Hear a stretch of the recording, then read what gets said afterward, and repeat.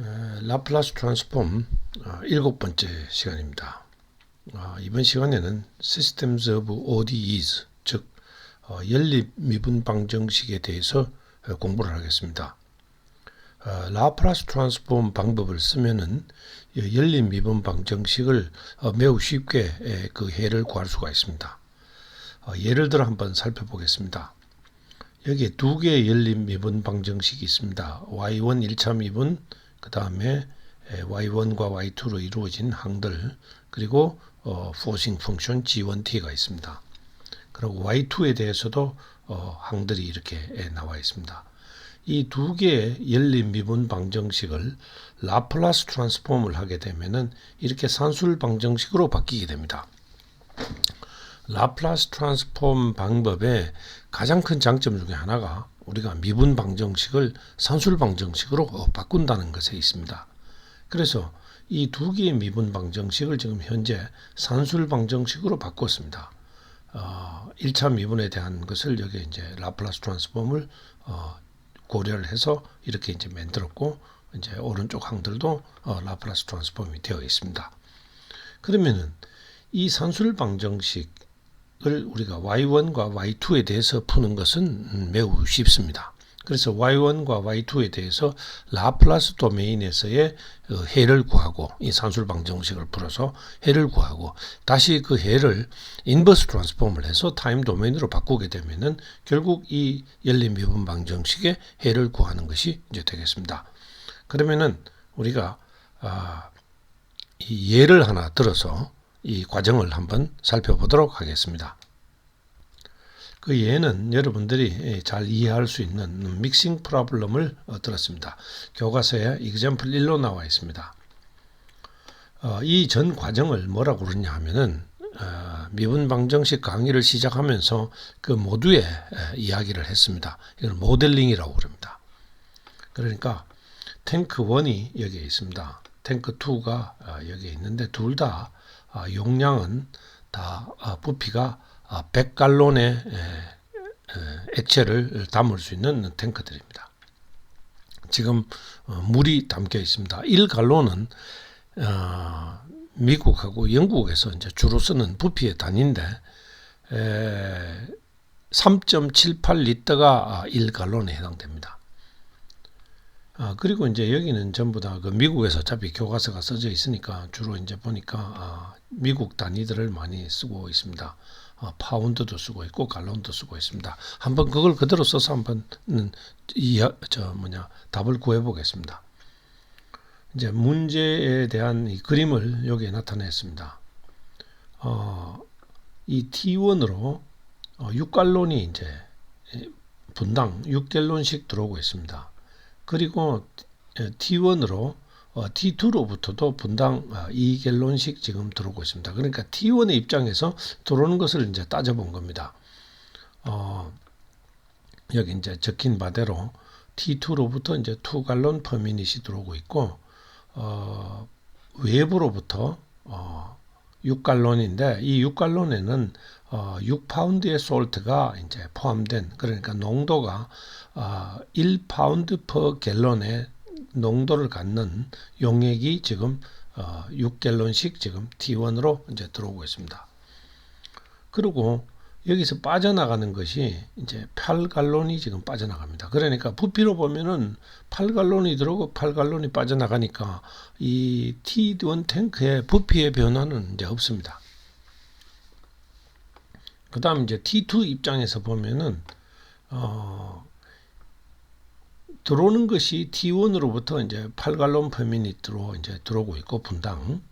그 다음에 빠져나가는 것이 보면은 외부로 6갈론 빠져나가고 T1으로 2갈론 빠져나가기 때문에 T2 입장에서 보면은 그냥 8갈론이 분당 들어오고 있고 8갈론이 분당 빠져나가고 있는 셈이 이제 되는 거죠. 그래서 이는 8갈론 per minute from T1이고 아웃는 8갈론 per minute 이제 T2에서 이제 빠져나가고 있다.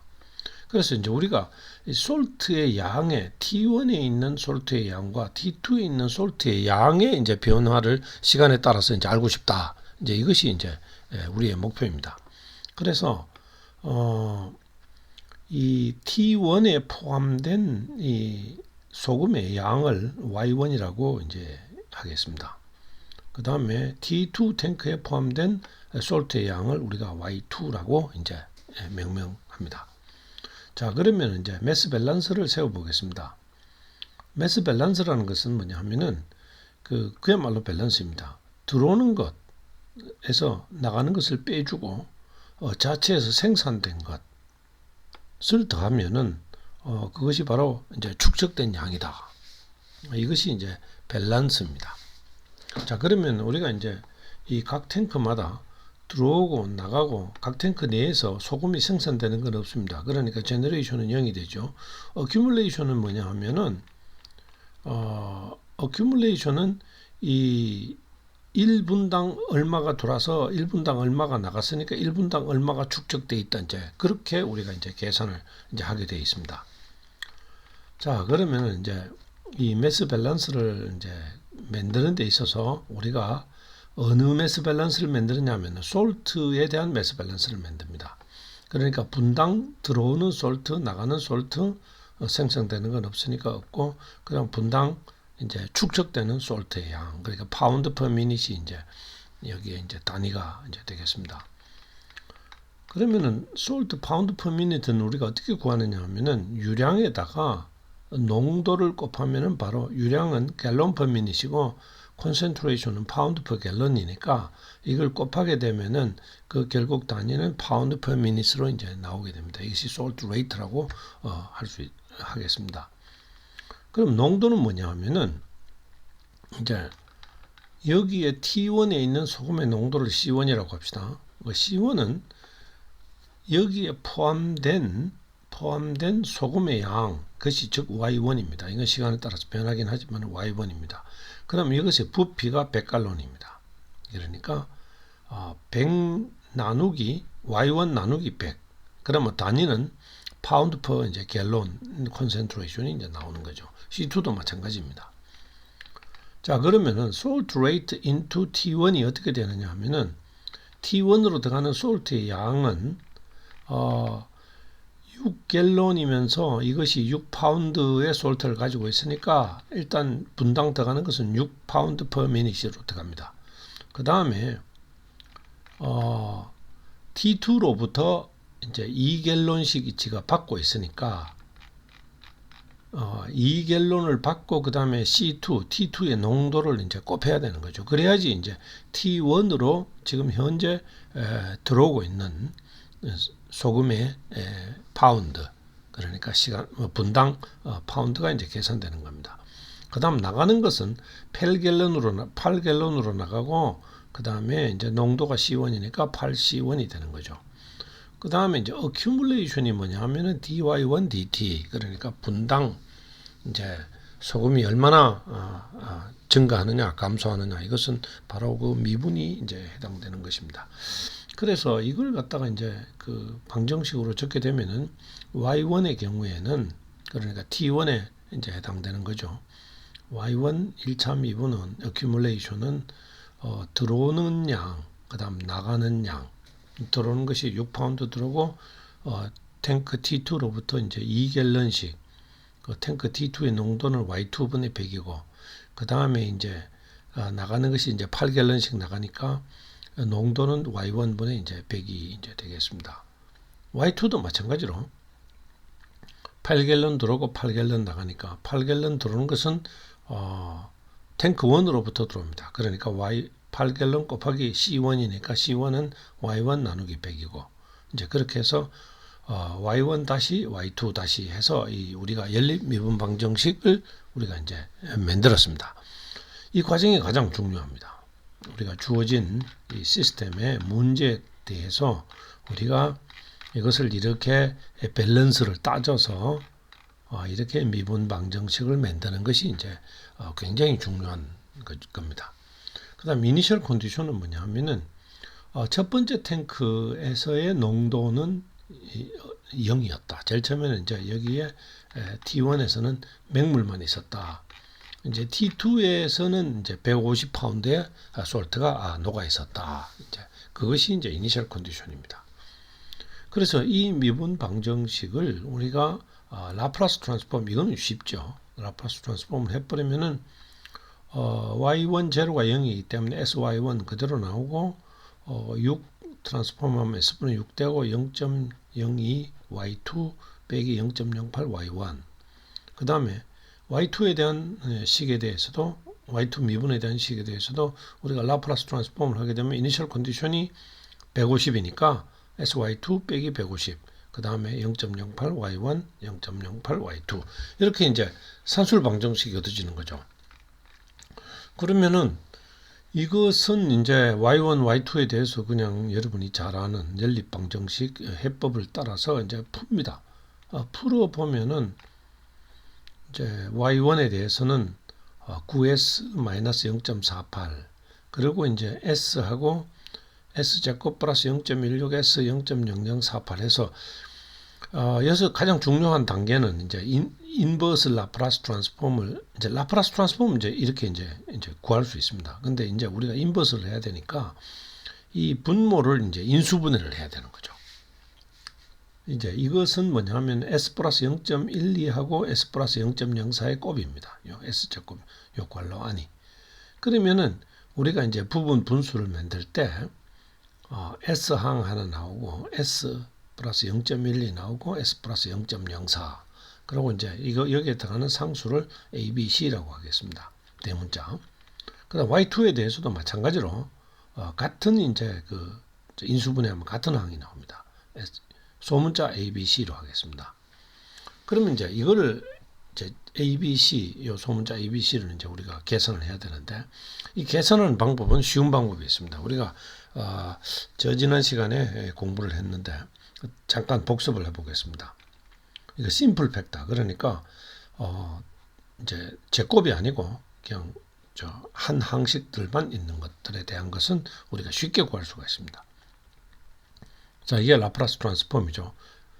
분자 분모 그러니까 이게 이제 분자죠. 이제 분모의 인수분해가 중요합니다. 그 분모가 s 플러스 a 항이 하나 있다. 그 다음 나머지를 QRS라고 이제 하겠습니다. 그 다음 분자는 BS 그대로 나오는 거죠. 그럼 이제 이것을 이렇게 뒀을 때, 이렇게 부분 분수로 나눠진다고 뒀을 때, 양변에다가 S 플러스 A를 곱합니다. S 플러스 A를 곱해버리면은, 여기에서는 PS는 그대로 두고, 이제 QRS만 남죠. 그러면 A 플러스 이제 S 플러스 A를 곱했으니까 WS가 됩니다. 그러면 여기에다가 S를 마이너스 A를 이제 대입해 버리면은 바로 이제 A가 나오게 되는 거죠. 이 항들은 다 이제 0이 가버리고. 그래서 예를 들어서 이걸 보면은 이 대문자 A를 구하기 위해서는 S가 0이라 해야 됩니다. 그러면 요 항이 이제 양변에 S를 곱했으니까 여기는 A만 남고 여기 이제 BS, CS가 이제 되겠죠. 그 다음에 S가 0이 돼버리면 0.0048분의 0.48밖에 안 남습니다. 그러면 A가 바로 100이라는 게 바로 나옵니다. 그 다음 B도 뭐 여러분 한번 요 방식으로 B 이제 암산해서 한번 구할 수 있을 겁니다. 그래서 구하게 되면은 이제 이 방법이 가장 쉽습니다. 구하게 되면은 A, B, C 해서 이렇게 구할 수 있고 여기도 A, B, C 해서 결국은 이걸 이제 인버스를 하게 되면은 이제 쉽게 y1은 100 빼기 62.5 이제 y2 이렇게 해서 우리가 쉽게 구할 수가 있습니다. 자, 이 과정을 우리가 메이플을 통해서도 한번 살펴보죠. 자, 메이플에 들어왔습니다. 시간을 좀 절약하기 위해서 이미 식들을 다 이제 만들어 놨습니다. 자, 이제 믹싱하고 이거 엔터. 이퀘이션 1은 탱크 1에 대한 이제 식입니다. DEQ2는 탱크 2에 대한 식이고 이제 초기 조건 이제 Y1 제로는 0이고 Y2 제로는 이제 150파운드가 있었다. 그 다음에 이제 솔브 합니다. 디솔브 해서 이제 신탁스 여기 문법을 한번 보는 게 좋은데 열린 미분 방정식 풀 때는 이렇게 괄호를 하고 DEQ1, DEQ2 ICS 요거 이제 같이 고려를 해서 풀어야 되니까. 그다음 우리가 이제 풀고자 하는 것이 y1t, y2t다. 이것도 이제 여기 명시를 해줘야 됩니다. 그러니까 이퀘이션이 3개 있을 때는 여기 이제 이퀘이션이 이제 3개가 들어가는 거죠. 자, 그래서 솔루션을 구했습니다. 이 솔루션을 우리가 어사인을 하고 그 다음에 플러트를 해보겠습니다. 그러니까 결국은 이제 우리가 이 시간이 오랜 동안 지나면은 결국은 탱크 T1, T2 둘 다 소금의 양은 같아집니다. 100파운드씩 이제 들어가 있게 되는 거죠. 그래서 그 과정이 이제 여기에 시간에 따라서 이렇게 변한다. 이것은 교과서에 나와 있는 그림하고 같습니다. 자, 그 다음에 우리가 안 다루었던 델타 펑션을 한번 다루어 보겠습니다. 이것은 교과서 231페이지 문제 11번과 같습니다. 리스타트를 한번 해보고,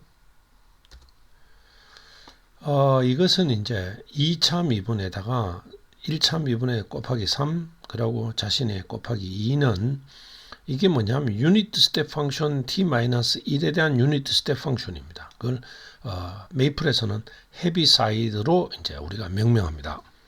그 다음에 델타 펑션은 다이락으로 나타냅니다. 우리가 이야기를 했죠. 델타 펑션을 공부를 하면서 이 델타 펑션이라는 말을 처음 쓴 분이 이제 이 다이락이라는 20세기 영국의 그 유명한 물리학자죠. 노벨상도 받았습니다. 자, 그 다음에 이제 이니셜 컨디션 2차 방정식이고, 그러니까 이니셜 컨디션이 이제 2개 있죠.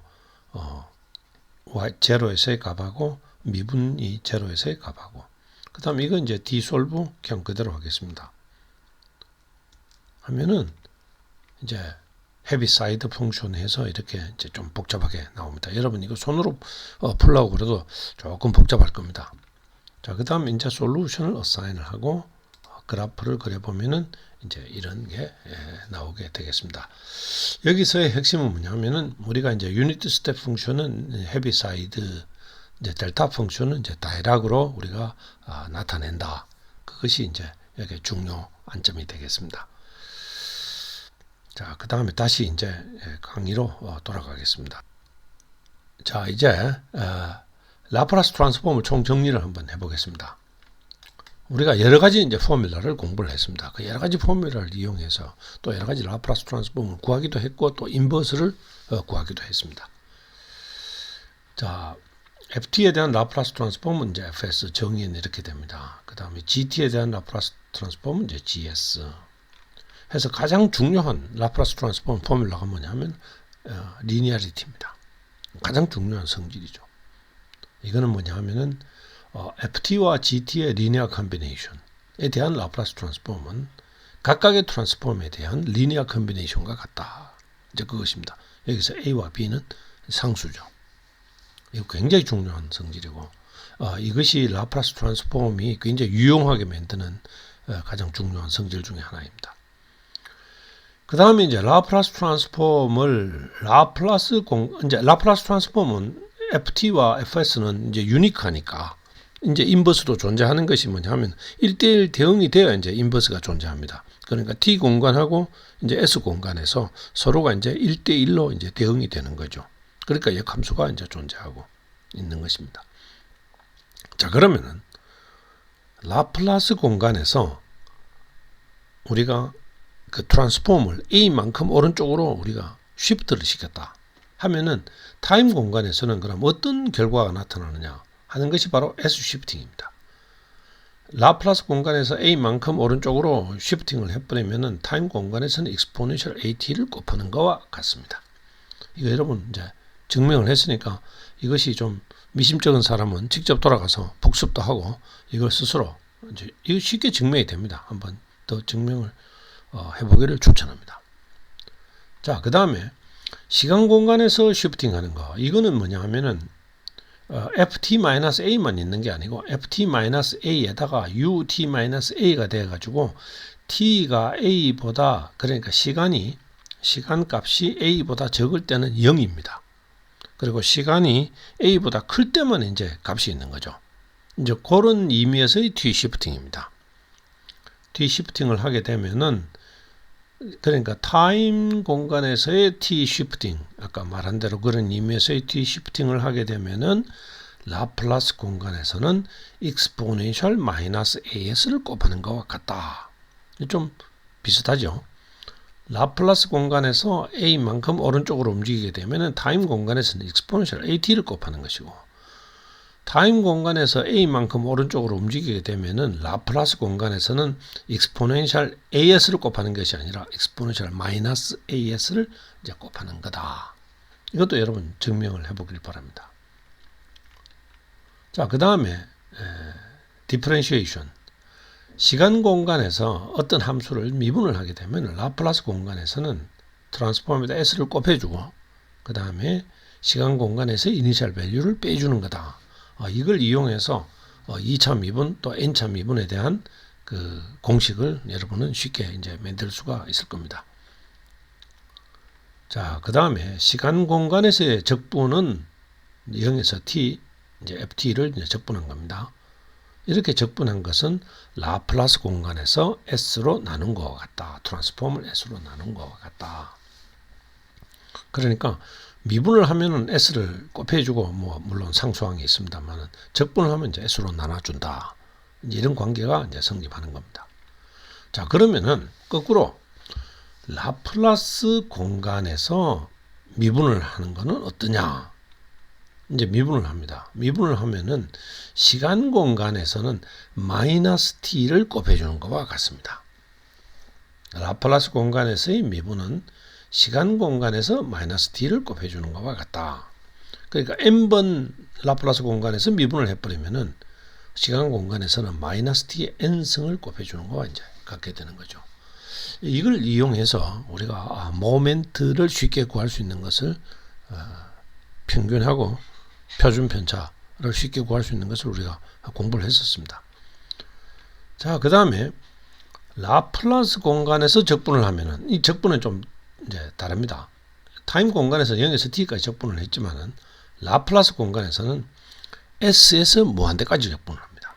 적분을 한 것은 타임 공간에서 ft를 t로 나눈 것과 같다. 이제 우리가 저걸 봤죠. 그럼 라플라스 공간에서 0에서 s까지 적분한 건 뭐가 되느냐? 별 쓸모없는 공식이 나왔습니다. 그래서 그건 안 씁니다. 자, 그 다음에 가장 어려웠던 이제 그 포뮬라가 뭐였냐면은 이 컨볼루션이었습니다. 이 컨볼루션이라는 것은 이제 두 함수 f와 g를 시간 공간에서 이렇게 서로 이제 엮어버리는 겁니다. 컨볼루트 해버리는 겁니다. 우리가 표현하기를 f 스타 g로 이제 표현을 했습니다. 이제 라플라스 공간에서의 라플라스 트랜스폼끼리의 곱하기는 시간 공간에서의 컨볼루션이다. 이제 이것이 그 컨볼루션에 대한 그 정의였습니다. 자, 이로써 우리가 라플라스 트랜스폼에 대한 강의를 마치도록 하겠습니다.